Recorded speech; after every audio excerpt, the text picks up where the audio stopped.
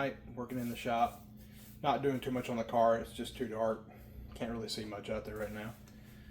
Started working on some more of the trim pieces, getting all the plastic repaired, getting that epoxied. And then I was like, you know, let me look work on the tail lights a little bit, because those are part of the iconic look of this car. I don't know what it is. It's this car and like the Dodge Charger 69 model with the long bar tail lights. That gave it a certain look. They just made it look really neat. So I'm gonna flip you around here and show you what I've been working on. So I pulled the lens out of the housing. The housing was pretty rough. I haven't cleaned it completely yet, but it had a lot of corrosion on the inside. I took a Dremel and a abrasive and got rid of a lot of that corrosion, because the corrosion had literally started popping up the chrome. So I'm thinking to myself, this might be a candidate to have it stripped and re-chromed, actually the whole taillight assembly. I was thinking about doing it anyway on the front and rear bumper. They're not too bad, but they could definitely use it.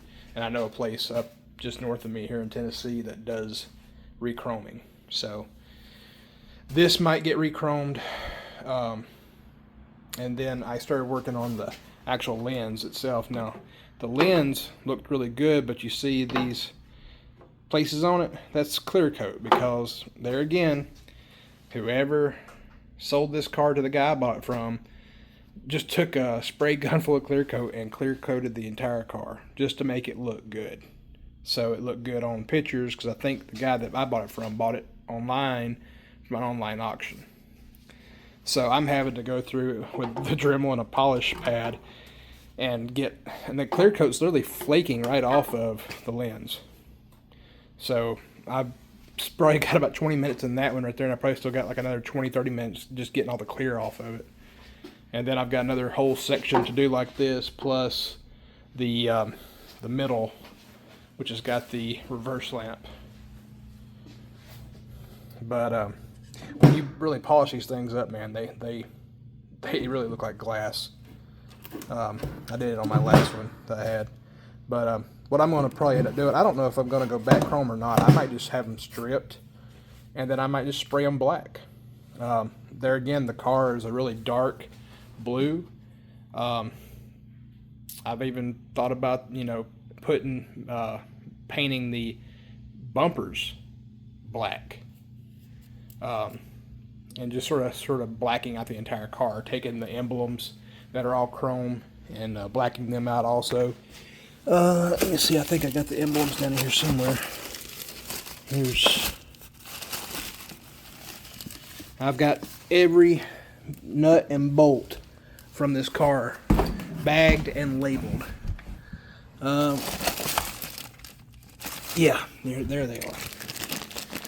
So these emblems, it's got, I want to say 4 of these on it. 3 or 4. It's got one on each side of the car, along with one on that rear spoiler, and then the SST emblems, which the SST emblems, right next to them are the American Motors badges, which are supposed to be a red, white, and blue bullseye. So these are sort of near the front of the car. These are sort of on the back panels and the SSTs. And these are all, you know, push-in emblems. They're really nice. I think I have them all here. But there were 3 or 4 of the Javelin emblems. But if I end up... I actually had looked up, you know, here's another one, and I've got one more of them sitting over there. I actually had cleaned it up real nice, and then I actually sprayed it black just to see what it would look like, and it actually looks really nice. But if I do that heavy metal flake blue, I might do these in heavy metal flake, either black or gray, to match the gray stripe that I'm thinking about doing. But also, you know, I'm talking about doing that 408 stroker LS.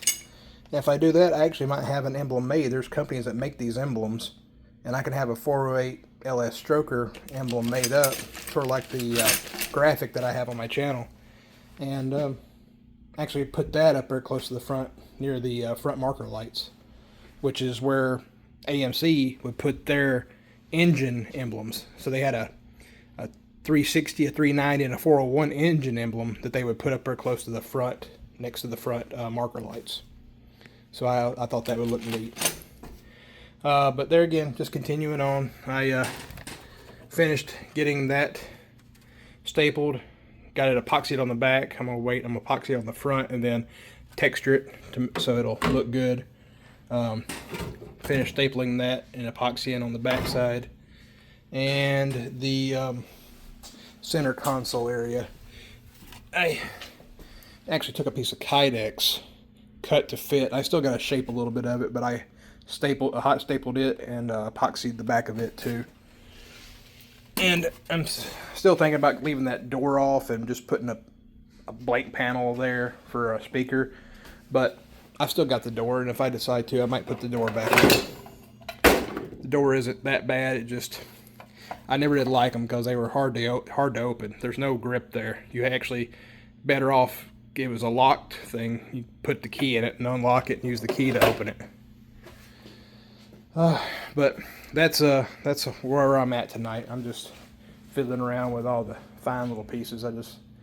I work 12-hour shift, so, you know, come home, get the kids in bed, fiddle around for a couple hours, and get a couple hours of sleep myself. But this here's a piece.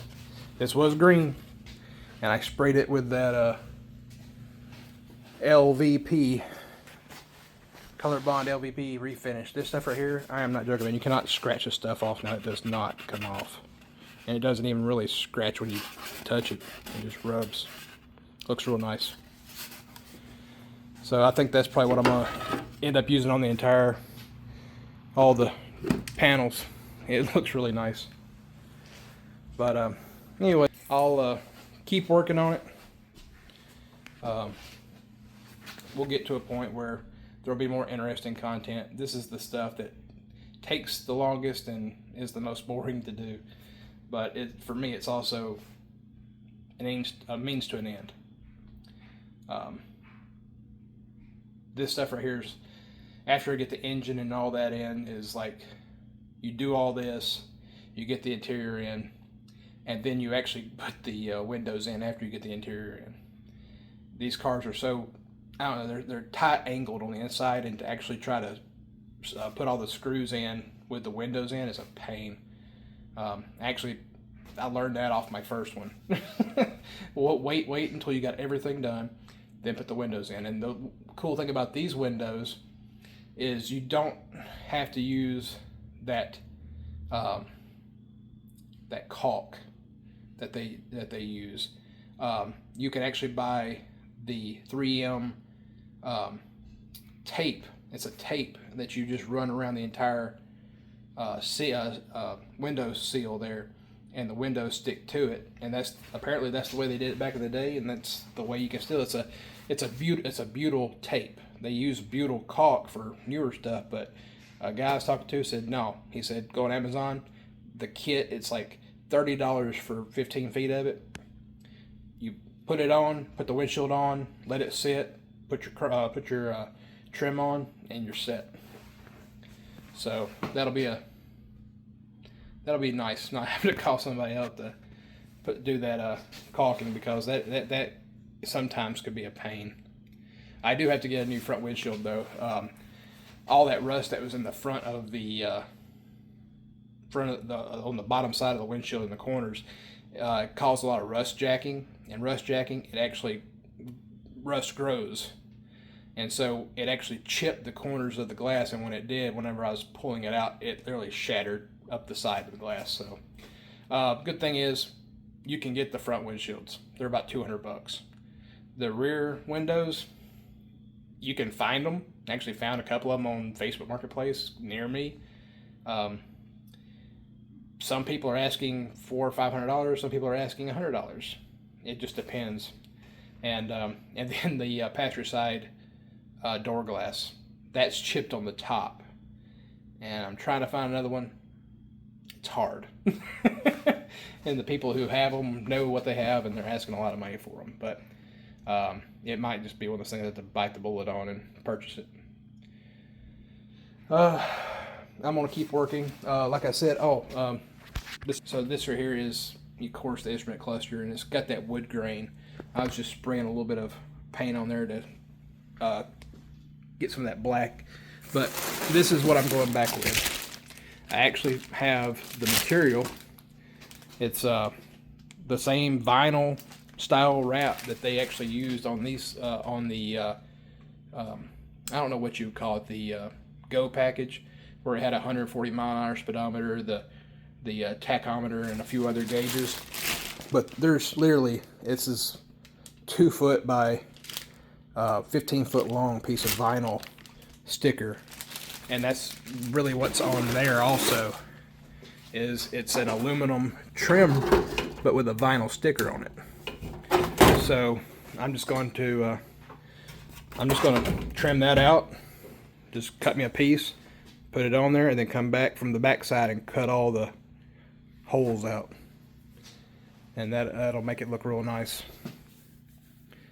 But I do like that machined aluminum look way more than I do the wood grain, because I don't know, I guess at some point they must have broke a piece or something, because that wood grain does not match the door panel wood grain. And so it looked really weird. But I guess that's it. That's it for the night. I'm just gonna go ahead and pack up, and I'll get back out here another night. I ended up having to work today, and I'm gonna be working the next 2 days. Like I said, I work 12-hour shifts, but I'll have Thursday off that I can play around some more and maybe get another video out of doing some more body work. All my metal panels, patch panels, are coming in this week, hopefully too. I purchased them the other day, and they showed that they received payment, and they're going to ship, I guess, either today or tomorrow, or tonight, this next night. But once I get those in, we can start actually cutting the frame and everything and getting that all set.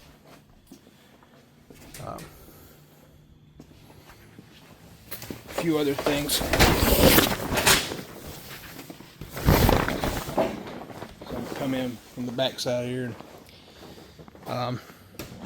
As far as wiring harness, I figure I'll go ahead and mention this. For the wiring harness, I'm going to do a painless wiring harness, more than likely. They do have one that actually has the bulkhead connector like this car has. It's a GM style harness, which will be nice because everything else I'm putting in this car is GM. The steering column, that's a tilt steering column from I Did It. It's a GM steering column, and it works with this car. I did it on my last one. That big hole right there is the hole for the wiring harness bulkhead connector. That'll be good. I can bring it out there. I think it's pretty much the exact same size.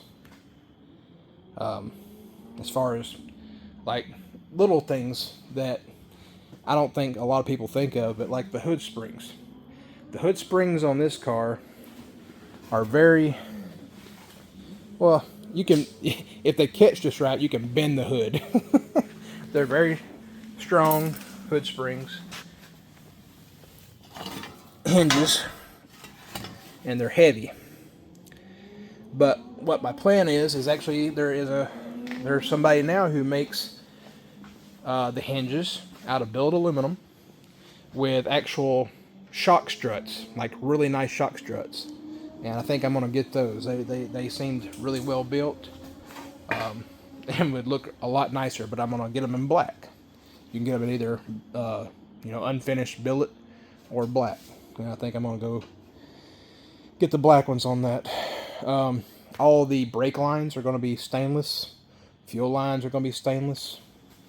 Pretty much every part of this car that I think needs needs attention.